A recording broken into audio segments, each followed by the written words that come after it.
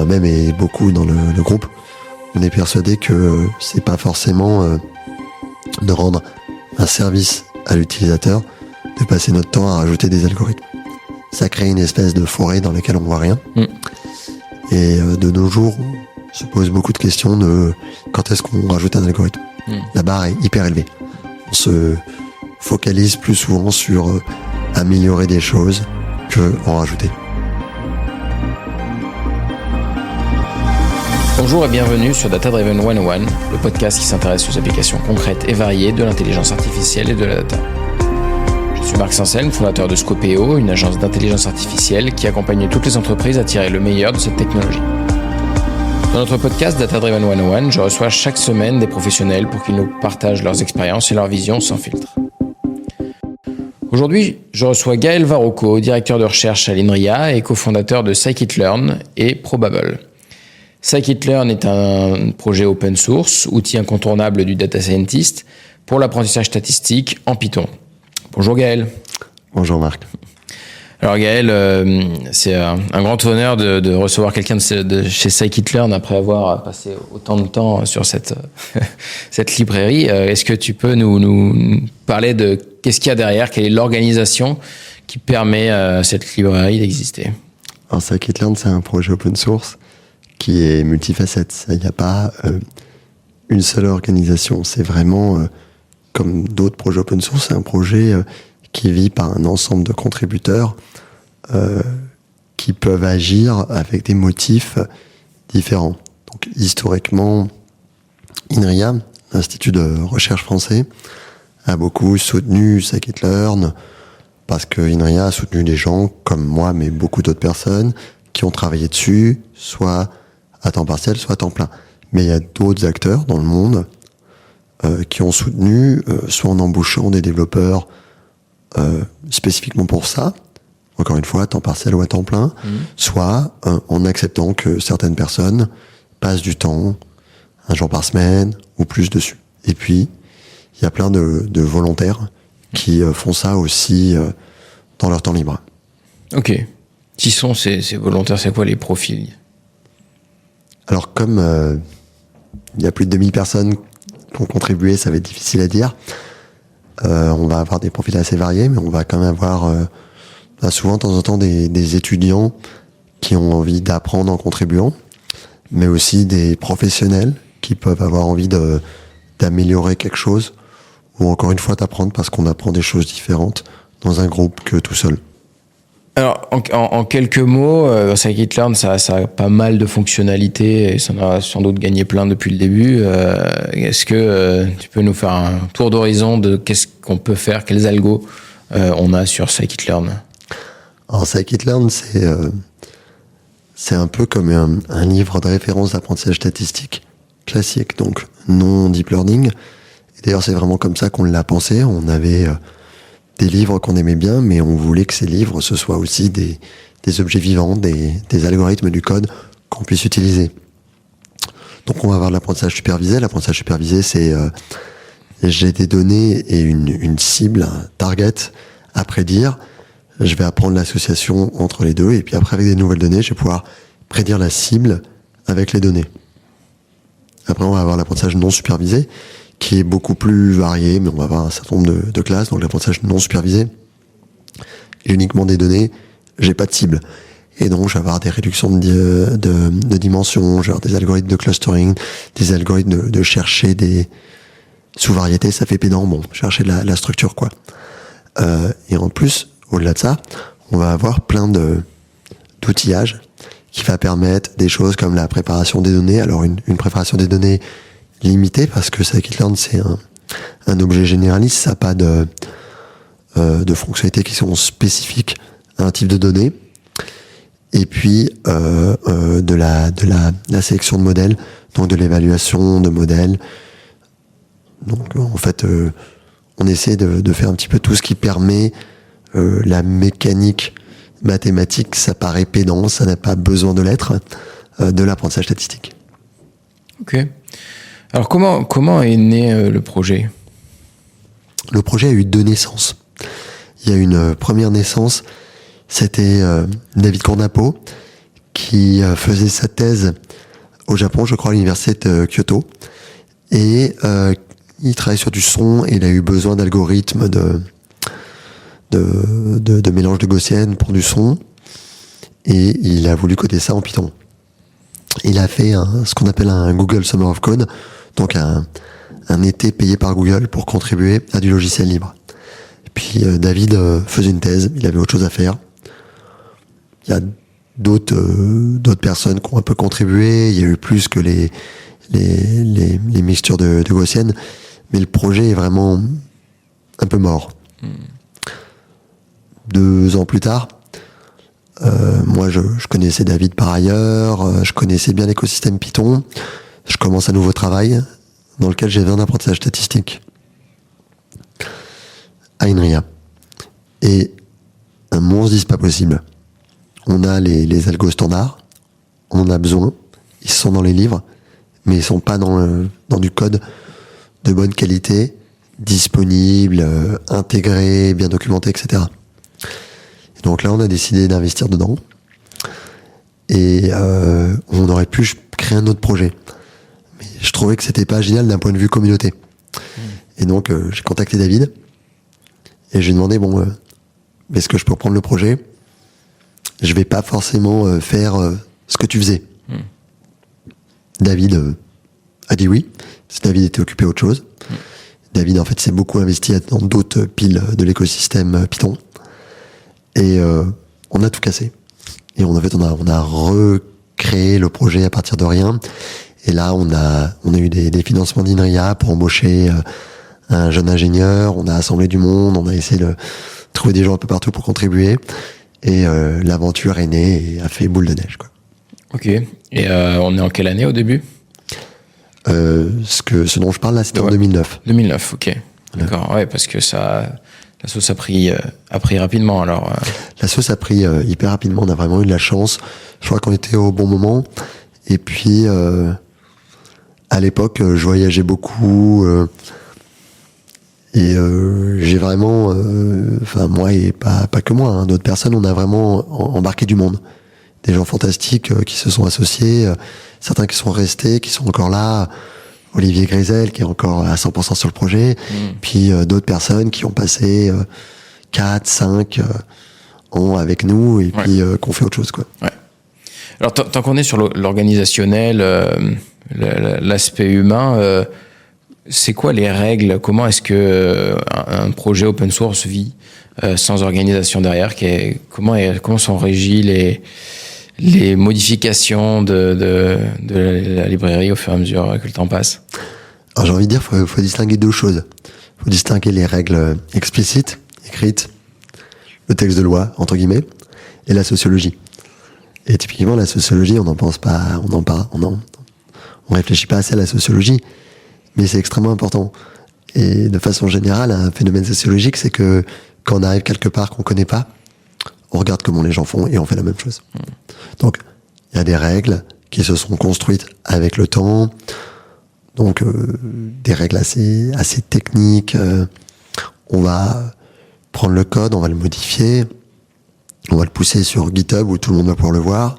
Puis après, on va faire ce qu'on va appeler une pull request. Donc, on va demander au mainteneur du projet d'intégrer les changements. Les mainteneurs, et ça c'est très codifié, les mainteneurs vont relire, ils vont faire des suggestions de modification. Les règles du projet disent que quand 2 mainteneurs cœur ont approuvé, alors ça peut être mergé. En pratique, la sociologie du projet, plus des phénomènes d'échelle de temps font que de temps en temps, il y a plus que 2 mainteneurs qui font une relecture. Donc la relecture, c'est vraiment le gros du travail. Il y a combien de mainteneurs ? J'ai envie de dire une 20aine de mainteneurs actifs. Et la question, après, effectivement, c'est comment est-ce qu'on devient mainteneur ? Il y a des votes internes. Et maintenant, d'ailleurs, on a grandi. Et les gens qui votent, donc il y a les mainteneurs, mais il y a aussi d'autres groupes maintenant qui sont des groupes officiels. Le groupe de la documentation, le groupe de la communication. C'est pas forcément des gens dont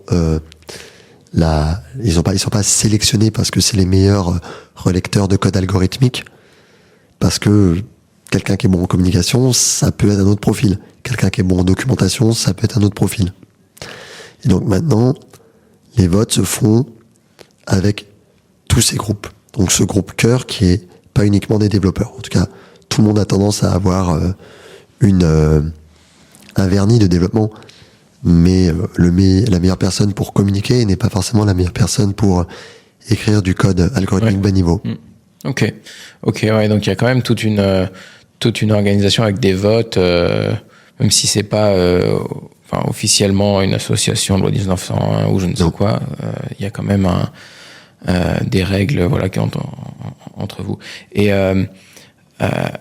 qu'est-ce qui se passe donc si quelqu'un suggère une modification? J'ai l'impression que le point d'entrée d'une suggestion, c'est la pull request. Non, on peut discuter avant? Ouais, en fait, c'est de nos jours. Donc, on a un projet qui est très visible. On a plein de gens qui ont envie de modifier des choses. Ouais. Il vaut mieux commencer par initier une discussion. Ouais. Pour se dire, bon, est-ce que telle modification serait bienvenue? C'est un issue GitHub? Ouais, un issue GitHub, exactement. Ok, voilà. Donc la discussion commence. Idéalement, on commence par là. C'est là qu'on tranche, est-ce qu'il faut pas le faire? C'est pas évident parce que de trancher, c'est souvent un compromis entre la complexité que ça va apporter et le bénéfice. Et la complexité, on le voit que quand le code a été réalisé. Donc on voit vraiment que c'est rarement facile de décider. Ok. Il y a des choses que vous regrettez après coup d'avoir changé dans un sens Oui, alors moi j'ai plusieurs fois dans ma carrière, j'ai retiré des bouts de scikit-learn. Ouais. C'est toujours assez douloureux. Les gens le prennent mal. Alors pas forcément d'ailleurs les contributeurs d'origine, mais il peut y avoir des utilisateurs qui utilisent quelque chose et on le retire. D'accord. C'est l'une des raisons pour lesquelles on est assez frileux. En fait, c'est qu'on ne veut pas avoir à retirer. C'est plus difficile de retirer que d'ajouter. Ouais. Donc ça, c'est un autre mécanisme encore par-dessus, c'est ça? C'est-à-dire que au-delà de cet écosystème de relecteurs, de contributeurs, de temps en temps, on prend un peu de recul et on se dit, là, globalement, on voit qu'il y a une incohérence, il y a un truc qui va pas, il y a un truc qui est trop complexe, il y a un truc qui est pas à sa place, ou il y a un truc qui ne devrait pas exister, et on le retire. Et donc là, c'est une communauté plus petite, un nombre d'utilisateurs plus petit? Ça va aussi être, de toute façon, la gouvernance, elle est claire, c'est les groupes cœurs, et s'il y a un désaccord, ce qui sociologiquement, je veux pas dire qu'on est toujours d'accord, on est toujours pas d'accord, c'est normal, mais on cherche le consensus. Mais si on n'arrive pas à avoir un consensus, on monte à ce qu'on appelle un comité technique, qui est un groupe plus réduit de 7 personnes qui sont là depuis longtemps. C'est un peu les vieux sages, c'est pas forcément les plus actifs, qui tranchent. D'accord. Mais culturellement, on cherche le consensus, ce qui est bien et pas bien. Alors moi, je suis persuadé que c'est bien, mais par contre, ça crée des dynamiques lentes. Ouais. On n'est pas rapide. Ouais. Ok. Ouais. Non, mais c'est intéressant de voir ces modes d'organisation, hein, parce que finalement, l'open source, il y en a beaucoup des projets, dès qu'ils vivent sans une société qui finance le développement et qui orchestre de façon très hiérarchisée les décisions qui sont prises. Il y en a pas tant que ça, quoi. Il y en a, mais il y en a pas mal quand même. C'est peut-être ils sont peut-être moins visibles parce qu'on les met moins. Qui dit société dit outil de marketing. Oui. Mais pour scikit-learn, on a depuis 6 mois, un petit peu plus de 6 mois, on a créé une société dont la raison d'être principale, en tout cas pour moi, est de créer de l'activité économique autour de scikit-learn et qui emploie un certain nombre de développeurs cœur. Ok. Alors on a déjà un petit peu discuté du process, mais imagine on a un nouvel algo à implémenter. Quelle est sa vie qui l'amène jusqu'à l'intégration dans la bibliothèque scikit-learn. On invente un nouvel algo, tout le monde l'adore. Qu'est-ce qui se passe? On invente un nouvel algo, tout le monde l'adore. Il y a une étape là. Ouais. Et elle n'est pas triviale. Non. Il y a un problème de poule et d'œuf. C'est-à-dire que pour que tout le monde adore un algo, il faut que ce soit sur scikit-learn. Il faut qu'il soit, ouais. Après, c'est presque là, ça, quoi. Ouais. Donc, en fait, pour que tout le monde adore un algo, ça ne suffit pas qu'il y ait un joli papier. Il faut qu'il y ait une belle implémentation. Donc, la vie, c'est un peu, on invente un nouvel algo, il a une belle implémentation, il a énormément de succès, tellement de succès qu'on se dit, c'est pas possible, il devrait être dans scikit-learn. À l'heure actuelle, c'est pas évident. C'est autre chose, c'est moi-même et beaucoup dans le groupe, on est persuadé que c'est pas forcément de rendre un service à l'utilisateur, de passer notre temps à rajouter des algorithmes. Ça crée une espèce de forêt dans laquelle on voit rien. Et de nos jours, on se pose beaucoup de questions de quand est-ce qu'on rajoute un algorithme. La barre est hyper élevée. On se focalise plus souvent sur améliorer des choses que en rajouter. Ouais. Ça arrive, hein, mais pas hyper souvent. Alors, par exemple, là, je te raconte un peu ma vie, mais j'ai l'impression que scikit-learn, je l'ai toujours vu utilisé partout pour tous les algos machine learning, on va dire non deep learning, à l'exception de celui qui est souvent un peu une machine à tout faire, le Extreme Gradient Boosting, XGBoost, où là, on voit un peu des gens utiliser soit LightGBM, soit la librairie XGBoost. Je sais pas si c'est vrai, si c'est pas vrai, mais les gens disent que ces versions-là sont un peu mieux que la version qui est implémentée aussi dans scikit-learn. Alors j'aimerais bien avoir ton avis là-dessus. Déjà, est-ce que c'est exactement le même algo?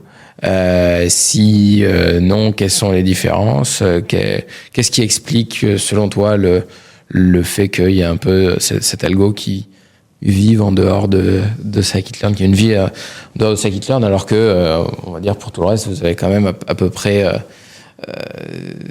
absorbé, enfin, vous êtes la version, on va dire, standard, la façon standard d'implémenter n'importe quel autre algo, quoi. Alors, moi, en ce moment, je suis passionné de sociologie. Donc, si on prend l'exemple, l'histoire, quoi, des gradient boosting, je pense qu'il faut prendre un point de vue déjà historique. Donc non, c'est pas les mêmes algos, c'est-à-dire que c'est amusant. On a créé scikit-learn à une époque où j'ai envie de dire les algorithmes ils étaient bien posés. D'ailleurs, Henry, on aime faire la différence entre un modèle. Un modèle, c'est un truc qui s'écrit mathématiquement. Et un algorithme, c'est un ensemble d'opérations qui va résoudre le modèle. Et donc on dit attention, non, un modèle linéaire, c'est un modèle, et après tu peux avoir plusieurs solvers pour le même modèle.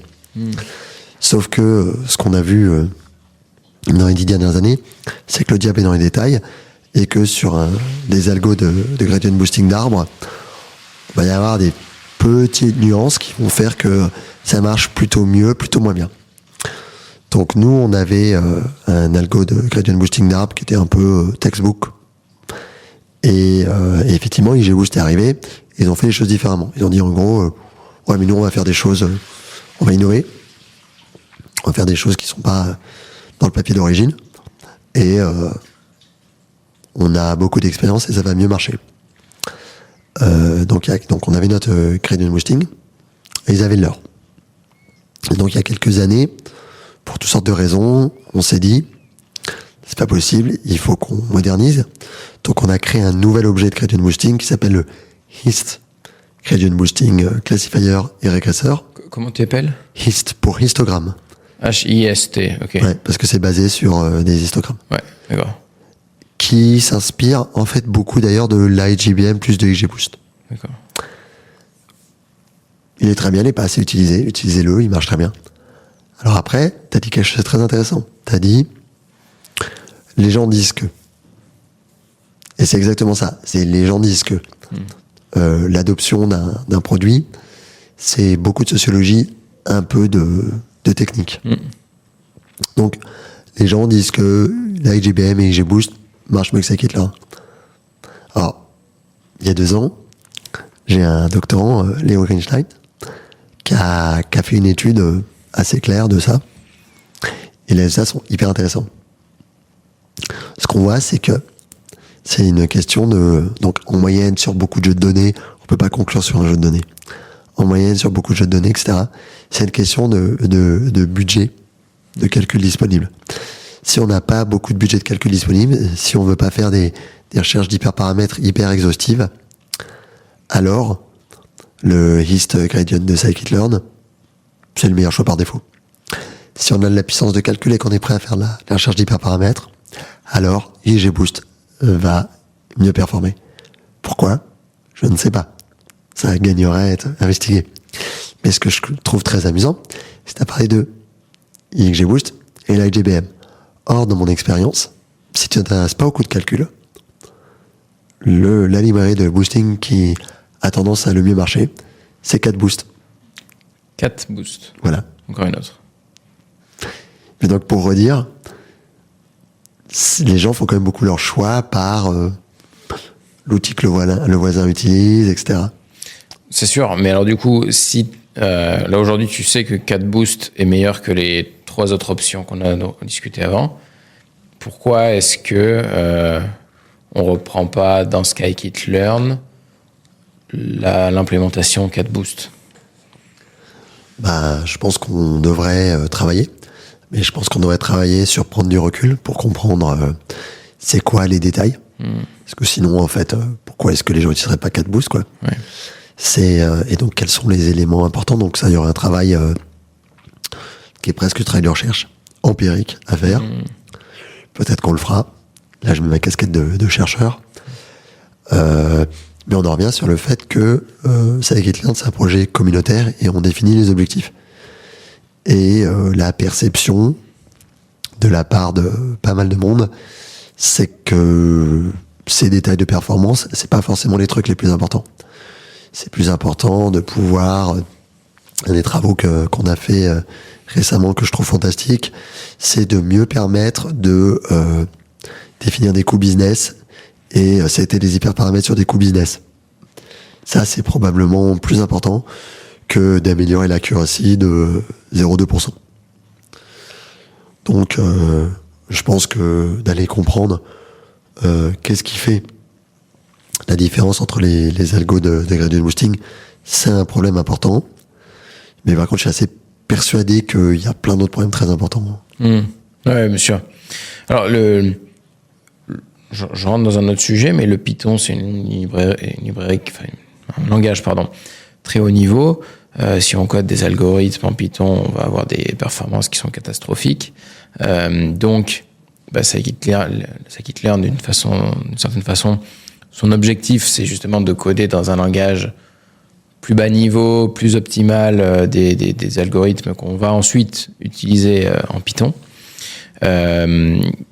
C'est quoi ces langages ? Comment est-ce qu'on fait le pont ? Est-ce que tu peux nous dire 2-3 mots sur ce qui se passe un peu sous le capot et comment on fait pour transformer un algo performant et l'implémenter dans un langage performant et le faire remonter dans un langage peu performant mais facile à utiliser pour que tout le monde puisse l'utiliser. Déjà dans Scikit-learn, on fait beaucoup de Python. On fait pas que du Python, ouais. Mais on fait beaucoup de Python. Pour 2 raisons. Parce que quand on manipule des tableaux, des grands tableaux, le fait que Python ce soit un langage où chaque opération au final prend du temps, c'est pas grave parce qu'on fait des grosses opérations. Donc le surcoût d'interprétation de Python n'est pas grave. Ça, c'est la première chose. Donc il y a pas mal d'algos performants qui sont écrits en pur Python, en tout cas dans Scikit-learn. Bien sûr, à un moment ou à un autre, il y a un langage compilé, mais on ne le manipule pas dans Scikit-learn. Un autre sujet, c'est que c'est pas d'implémenter le truc dans le langage le plus bas niveau ou en faisant tourner la moulinette entre guillemets le plus vite qui va rendre un algo performant. L'algorithmique, c'est avant tout justement trouver un algorithme, une suite d'opérations qui est performante. C'est la base de l'algorithmique. Si je veux chercher des mots dans une grande liste de mots, le mieux c'est que ces mots soient triés, comme ça je peux faire une recherche comme dans un dictionnaire, j'ouvre le dictionnaire au milieu, et puis après je fais une recherche. Donc, techniquement, je peux faire une recherche en log n si le truc est trié. Si les mots n'étaient pas triés dans le dictionnaire, je devrais lire tout le dictionnaire. Voilà. Donc même si je lis 10 fois plus vite ça marchera mieux sur un dictionnaire trié que sur un dictionnaire pas trié. Bien sûr. Donc, on fait toujours d'abord de l'amélioration algorithmique. Toujours, en essayant de prendre du recul. Et finalement, une fois qu'on a fait tout ça, éventuellement, on fait ce qu'on appelle du Cython. Cython, c'est un langage qui ressemble à Python, mais qui compile. On a choisi de faire ça pour rester au niveau. Et puis aussi pour faire le moins de gestion mémoire nous-mêmes. Parce que la gestion mémoire mal faite, ça fait des catastrophes. Oui. Et c'est très dur de bien faire la gestion mémoire. D'accord, donc vous êtes resté sur du haut niveau pur en termes d'implémentation. C'est Python et Cython. Ouais, Cython, mais ce qui est moyen au niveau. De temps en temps, Cython, c'est quand même assez proche de C++. Ok, d'accord, intéressant.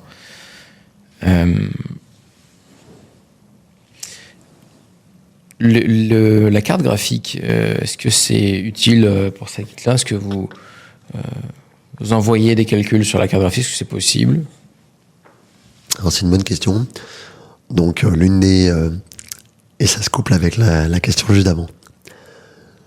L'une des choses sur lesquelles on travaille à l'heure actuelle, c'est d'utiliser des abstractions qui permettent de manipuler des tableaux de nombres, mais qui sont avec diverses implémentations sous-jacentes. Donc ils peuvent être sur la carte graphique. Donc c'est quelque chose qui s'améliore. L'une des difficultés, c'est que d'optimiser une opération, on a quelques opérations qui se font sur carte graphique. On peut faire une PCA sur carte graphique si les données sont grosses mais pas trop et donc tiennent dans la carte graphique. On gagne, je sais plus, un facteur 10, 20. D'accord. Mais pour que ça marche vraiment bien, il faut que la chaîne complète soit le plus possible sur carte graphique, parce que si on passe son temps à amener les données sur la carte graphique et les faire ressortir, ça marche pas. Donc, on a des bribes, mais on travaille dessus. Après, on pourrait aussi faire du bas niveau. Donc, moi, il y a deux choses sur les cartes graphiques. Donc, au long terme, c'est pertinent, puis au-delà du carte graphique, c'est comme ça que ça s'est réalisé, mais c'est des processeurs vectoriels, quoi. Et si tous les ordinateurs ont des bons processeurs vectoriels, ça marchera bien. À l'heure actuelle, c'est en train de changer, mais à l'heure actuelle, la plupart des ordinateurs que les gens ont n'ont pas de bons processeurs vectoriels. Donc, on touche pas grand monde qui en bénéficie. Et en plus, c'est une pile technologique qui bouge vraiment beaucoup. On se dit que ça va se stabiliser. Quand on envoie des calculs sur carte graphique aujourd'hui, parce que les processeurs sont pas bons, c'est ça? Non, ce que je veux dire, c'est que la plupart des laptops n'ont juste pas de carte graphique où ça marche bien. C'est juste que dans la tech, on a tous du Nvidia. Sauf que dans le monde, il y a assez peu de monde qui a du Nvidia. Oui. C'est en train de changer. Hein. Les Apple, qui est aussi du high-end, est en train de ramener du calcul vectoriel. Et je pense que les modèles de langage vont vraiment tirer ça en avant. C'est pertinent d'avoir du calcul vectoriel dans un ordinateur grand public, parce qu'un ordinateur grand public va faire tourner un modèle de langage. Mais il faut aussi voir qu'on est sur une pile technologique qui est mono-acteur à l'heure actuelle. Okay. On espère que ça va évoluer. Ok, hyper intéressant. Alors les large language models et le deep learning, si on reprend encore plus tôt chronologiquement, qu'est-ce que ça a apporté, changé à scikit-learn? Comment est-ce que vous voyez l'avènement de ces outils? Alors, ça n'a pas changé grand-chose, et c'est une bonne chose. Dès le début, on a dit c'est des outils qui demandent une expertise et un hardware qui est spécial, et donc on va laisser d'autres acteurs le faire. Alors, ça a amené une révolution. Je tiens à souligner que c'est pas des trucs magiques. Hein. C'est pas j'ai du deep learning, donc ça marche. Par contre, sur certaines données, l'image, la voix, le texte de nos jours, c'est incontournable. Pour le coup, c'est magique, là. Et donc, on a vu sur ces données se créer des librairies ou des outils au sein d'une librairie qui était vraiment très très bien. La vision, on a des outils pour faire de la vision, le texte, on a des outils pour faire du texte. Et donc c'est génial parce que d'une certaine manière, sans vraiment l'avoir calculé, on se retrouve avec une complémentarité. On se retrouve avec, quand on a des images et du texte, des outils, et pour d'autres données, d'autres outils. Et effectivement, maintenant, il faut créer un écosystème qui facilite la vie à l'utilisateur parce qu'on peut avoir plusieurs types de données, donc les mélanger. C'est faisable, hein. C'est même pas trop dur, mais ça manque peut-être de cohérence. Après, c'est dur d'établir de la cohérence sur un écosystème qui est en révolution permanente. Ok. C'est quoi tes bibliothèques préférées à utiliser avec scikit-learn, les outils complémentaires? Je suis biaisé parce que je vais parler d'un truc sur lequel je m'investis beaucoup. On a une bibliothèque qui s'appelle Scrub. Moi, je travaille beaucoup sur des données qui sont des données tabulaires, des choses qui viennent de bases de données. Je travaille beaucoup en santé. Et ce qu'on voit, c'est que toutes les données, il faut les transformer avant de les donner à scikit-learn. Et en fait, c'est là où on passe le plus de temps. Donc Scrub, ça facilite ça. C'est relativement neuf. Et le but, c'est d'être facile à utiliser. Et d'ailleurs, bientôt, on a une pull request dans Scrub. Bientôt, il va y avoir la possibilité, quand on a des données tabulaires qui ont des textes relativement longs, d'utiliser les transformers pour les vectoriser, pour les donner à scikit-learn. Donc on voit un peu l'intégration qui nous plaît.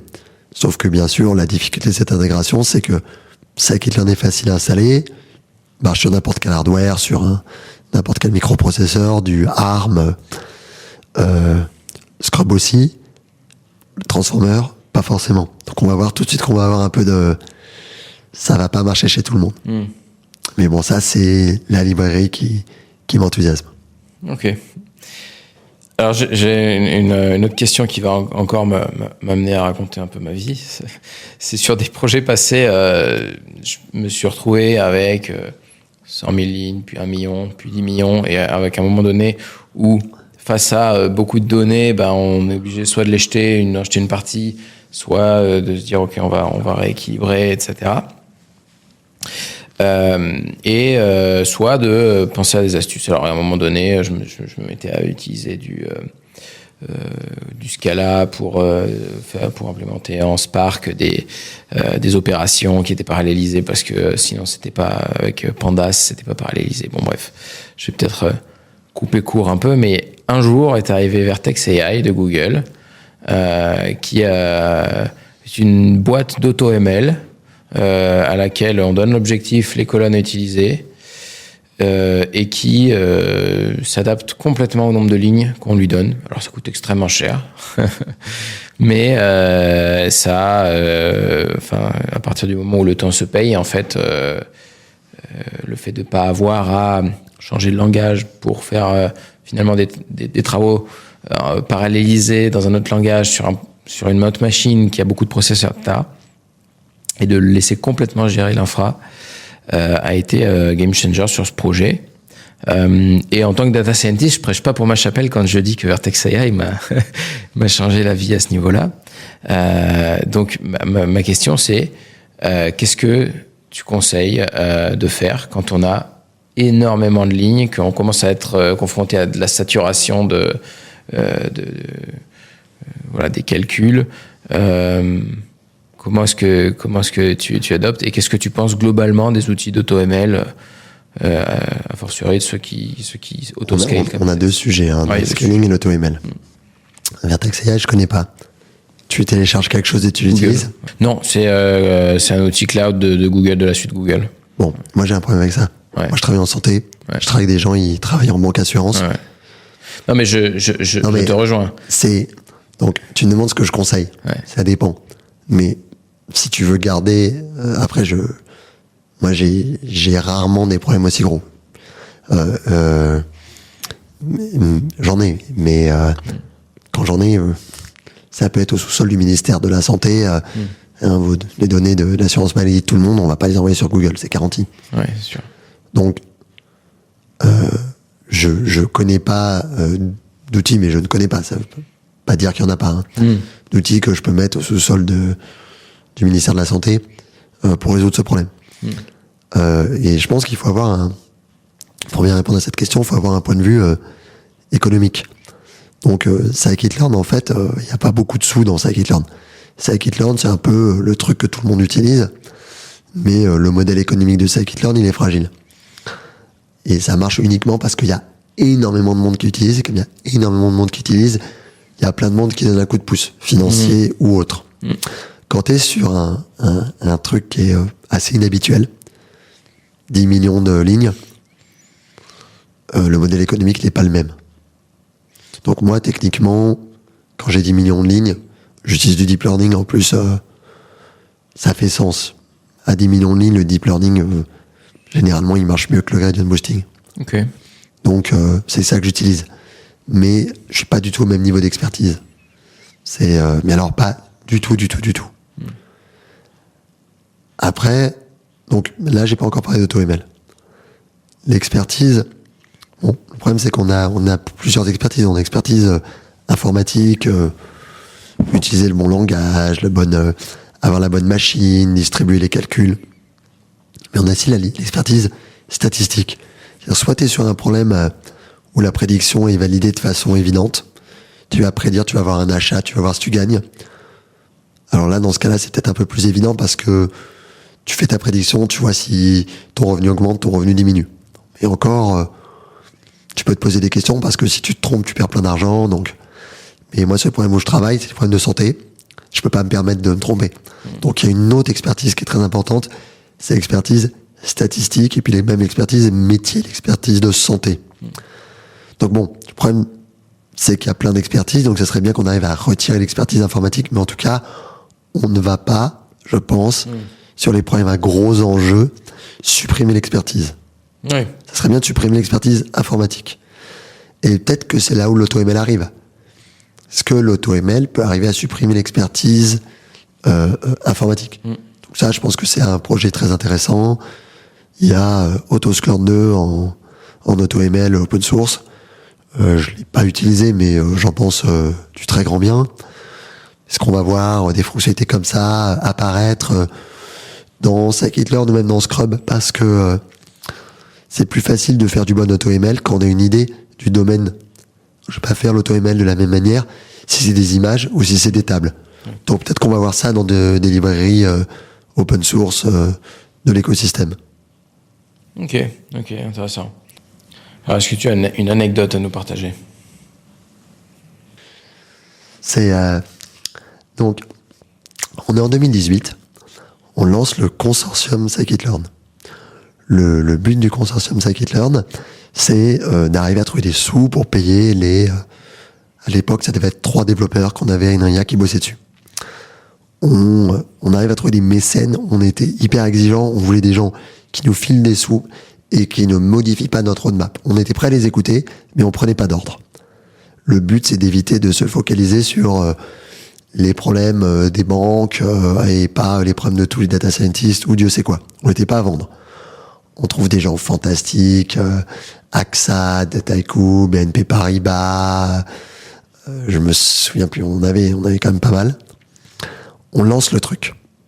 Ce que ces partenaires y gagnaient, c'était de la com. Et puis, ils étaient contents de faire vivre un projet qu'ils utilisaient. On lance le truc, et il se trouve que, hasard de calendrier, l'ouverture du labo Google France est le lendemain du lancement. Alors nous, on voulait faire de la com, donc on avait ciblé des journalistes, etc. Le lendemain, je suis invité à l'ouverture du labo de Google. Et donc là, c'est le même truc. C'est le même Beans, en gros, ils montrent que ce qu'ils font, c'est génial, etc. Et donc, il y a Jeff Dean, qui est le directeur de la recherche à Google, qui essaie de montrer que ce qu'ils font, c'est génial, et qui monte un graphe intitulé quelque chose comme les librairies d'open source, et où tu avais les stars GitHub en fonction du temps. Et il voulait montrer que TensorFlow, c'était celle avec le plus de stars. Il n'y avait pas scikit-learn sur son graphe. C'est aussi simple que ça. En temps normal, ça aurait passé. Parce que les journalistes, ils connaissaient pas. Sauf que les journalistes, ils avaient été à notre événement la veille. C'était génial. Voilà. Donc, ça illustre, c'est marrant parce que ça illustre la sociologie dont on parlait avant. Le fait que de maîtriser l'espace informationnel, que de maîtriser l'image qu'on projette, c'est crucial. Ils ont fait une remarque, du coup? Non. Non. Mais ils l'ont mentionné dans... Pas forcément, mais en tout cas, il y a des gens qui l'ont vu, quoi. Ouais, ok. Mais voilà, c'est un sujet qui est un sujet hyper important. Ok. Est-ce que tu as une opinion maintenant à nous partager? Ouais. C'est marrant, il y a un des trucs que j'ai appris en faisant Scikit-learn, c'est bizarre, mais c'est la démocratie. Parce que je me lance dans le projet, il y a des gens qui bossent avec moi, et moi, je pense que j'ai beaucoup d'expérience en open source, j'ai fait d'autres trucs en Scikit-learn, des trucs qui ont été connus, des trucs qui ont foiré, et les gens sont pas d'accord avec moi. Sauf que moi j'ai l'expérience, moi je suis fort, donc c'est moi qui ai raison. Sauf qu'à un moment, on se rend compte que si on fait ça, eh ben on va se retrouver seul. Parce que les gens, ils consacrent du temps, et si on leur dit toujours que c'est nous qu'on a raison et pas eux, eh ben ils vont se barrer. Et puis aussi, en réfléchissant, on se dit zut, j'ai quand même des gens, faut un petit peu réaliser que ces gens, ils sont super forts, vu ce qu'ils ont fait. Donc si, dans un groupe de 10 personnes, j'ai 9 personnes super fortes, qui sont pas d'accord avec moi, c'est peut-être moi qui ai tort. Et c'est vraiment l'un des trucs que j'ai vraiment appris dans Scikit-learn. J'ai appris la dynamique de groupe, j'ai appris l'humilité, à écouter les gens, et j'ai appris, j'ai envie de dire, vraiment la démocratie. Ok. Et alors, c'est quoi la suite pour Scikit-learn maintenant? Alors, c'est compliqué parce que, pour revenir toujours sur la sociologie, on n'est plus dans la vague de hype. Je sais pas si tu vois la vague de hype de Gartner. Ouais. Nous, on est dans le creux. D'une certaine manière, c'est bien parce que ça veut dire qu'on est mûr, qu'on est utilisé, etc. Mais on n'est pas forcément visible et surtout, on n'est pas cool. Tout le monde nous utilise, mais c'est comme garer ton vélo devant une boîte de nuit. Ça marche pas à comparer au type qui a garé sa Ferrari, quoi. Donc, la suite, c'est réexister dans la sphère informationnelle et puis avoir un modèle économique. Donc pour ça, il y a Probable et la cible, c'est les boîtes, parce que les boîtes nous utilisent, les boîtes ont besoin de avoir une sérénité pour passer en production, pour accompagner leur équipe. Donc on est dans la sérénité, on est dans la facilité, le management de projets de data science, faciliter l'audit de projets de data science, faciliter l'onboarding de nouveaux contributeurs dans une boîte. Pourquoi est-ce qu'on choisit ce genre de business model? C'est pas en compétition avec Scikit-learn. On n'est pas en train de dire on va vous vendre un Scikit-learn plus. Parce que quand on fait ça, on est notre propre compétiteur. Notre but de la boîte, c'est juste de faire que Scikit-learn ait plus de succès. Et donc, on a la suite. Donc ça, c'est super, c'est Probable. Ça fait 6 mois qu'on existe, on s'éclate, on va bientôt faire des annonces. On a levé des fonds avec beaucoup de gens de la communauté qui avaient réussi, qui nous ont fait des investissements, c'est public maintenant, c'est génial. Il y a un danger. Je reviens à la démocratie. Scikit-learn a existé historiquement parce que c'était un projet où les gens pouvaient arriver avec leur point de vue qui était différent du nôtre et on arrivait à l'écouter. Ça devient de plus en plus dur avec le temps. Il faut qu'on garde ça. Là, on a de plus en plus de développeurs qui sont payés par Probable. Il faut qu'on garde une capacité à écouter l'extérieur. C'est de plus en plus dur, mais il faut qu'on le fasse parce que non seulement ça apporte des contributions de l'extérieur, donc ça apporte du temps de personnes, mais en plus, ça évite la monoculture. C'est des gens qui nous challenge et qui nous disent où on se trompe. Et c'est ça qu'a fait Scikit-learn. C'est éviter la monoculture. Donc c'est vraiment ça qu'on va essayer de faire. Ok, bon courage alors. Est-ce que, pour terminer, tu as quelqu'un qui te vient en tête que tu aimerais entendre au micro de Data Driven 101? Si tu es prêt à parler en anglais, tu peux faire venir Meredith Whittaker. Meredith Whittaker, c'est la présidente de Signal, l'application de messagerie. Elle est souvent à Paris cette année. Et donc, elle est souvent à Paris, mais elle ne parle pas trop français. Et sinon, tu peux faire venir Sacha Lucioni, sauf que Sacha Lucioni, donc elle parle très bien français, elle habite Montréal. Elle passe de temps en temps, elle est là. Et on vient d'écrire un papier qui est paru en ligne il y a quelques jours, qui parle, j'ai envie de dire, encore de la sociologie, qui parle de quels sont les mécanismes à l'œuvre dans qu'est-ce qui fait qu'on trouve que un très grand modèle de quelque chose, c'est génial. Pourquoi c'est pas si universel que ça? Et quelles sont les conséquences sur la société, l'environnement, l'économie? Ok, écoute, merci pour ces suggestions et merci pour l'épisode, Gaël. Merci beaucoup, Marc. Vous venez d'entendre Gaël Varocco, directeur de recherche à l'INRIA et cofondateur de Scikit-learn et Probable.